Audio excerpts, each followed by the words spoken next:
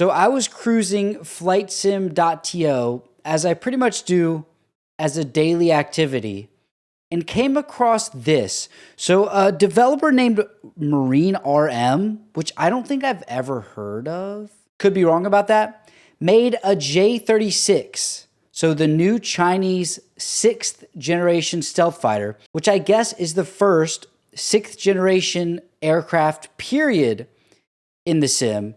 So of course, you can see it says download again. I went ahead and bought it. I took the risk because, as you can see, these Marine RM people only really make ships for the sim.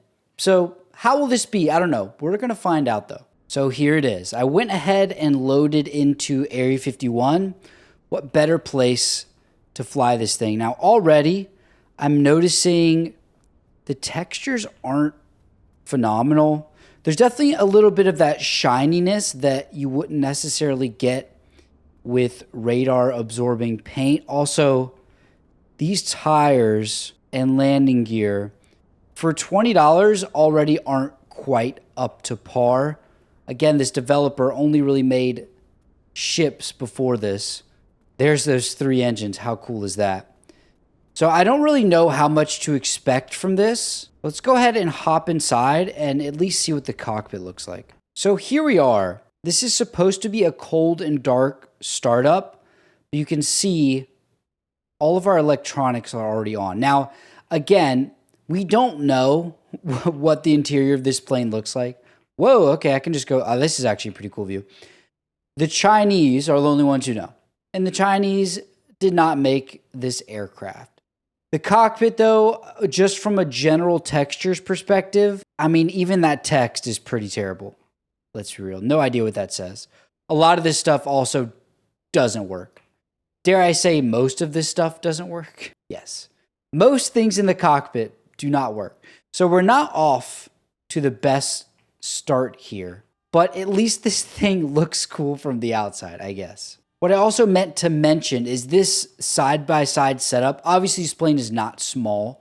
For reference, a lot of people are calling it a fighter. I think it's more of a fighter-bomber, which brings me to my next point.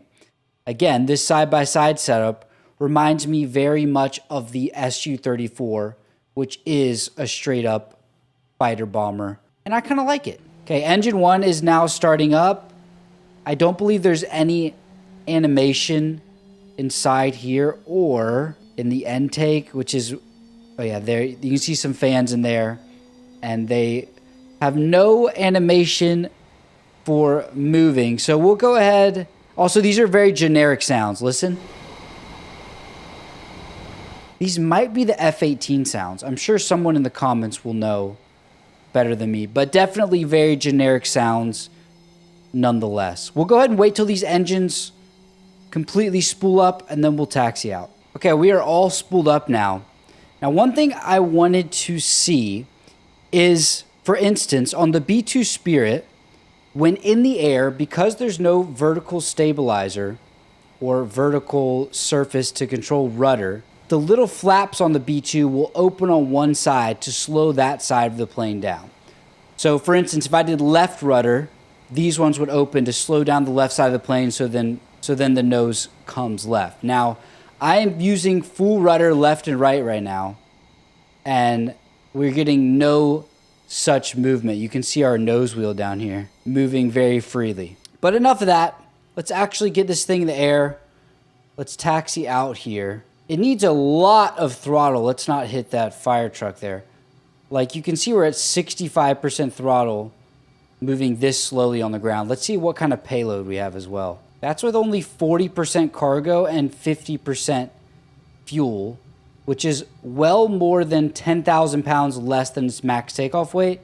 So that does seem a little bit weird that it needs that much throttle to, like, even when I go down to 45, you can visually see how much that's causing it to slow down. But that's neither here nor there. Rudder feels relatively sensitive compared to other planes. But we are on the runway now. It is time to attempt a little takeoff. First, let's see if flaps and those speed brakes work at all. So here we go. I'll do flaps, 3, 2, 1. Okay, so it appears that flaps are indicated here. You see it says flaps 30 degrees. but I can go back to 0 flaps and it looks identical. So that's definitely a bummer. Let's check speed brakes. So speed brakes are immediate, on or off, no animation. Again, this plane is beginning to disappoint me a little bit more with every little thing we find.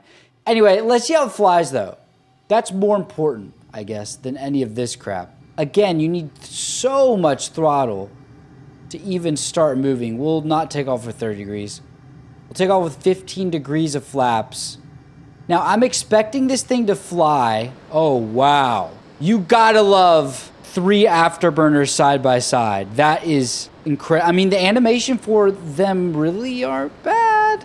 I kind of like that. We're going Mach 0.5. Let's get off the ground here. Now we're in the air. Let's check the landing gear. Again, like I was saying, the texture on this gear is not great. Animation is there. I presume it looks something like that in real life, although I don't really have anything to go on. Now, like I was talking about the flight characteristics, I expect this to handle maybe like a small Vulcan or a small... Okay, we just hit Mach 1 climbing at 13,000 feet per minute. That's pretty aggressive.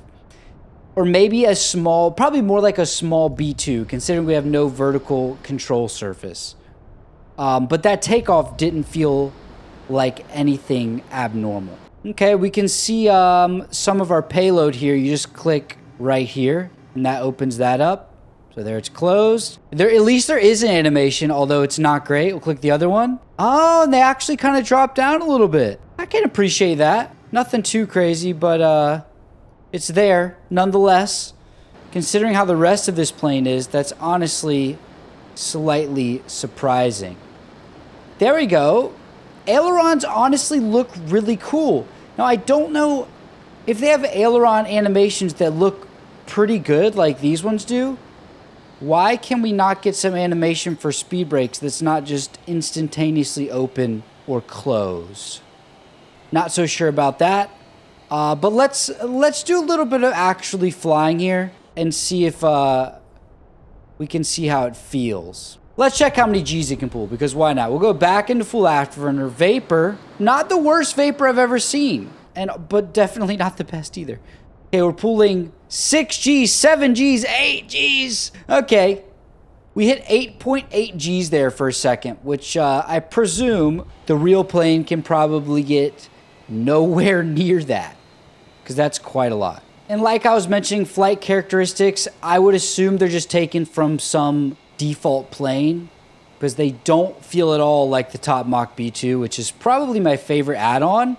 And because the B2 is a flying wing, it genuinely feels different with the Top Mach version, where I think a lot of developers maybe don't get that right. Not that I know what it feels like to fly a B2, but a flying wing must feel different than not a flying wing, right? So let's come in here, see how this landing is. Maybe it can redeem itself slightly, and we'll just see what happens. So here we are coming in.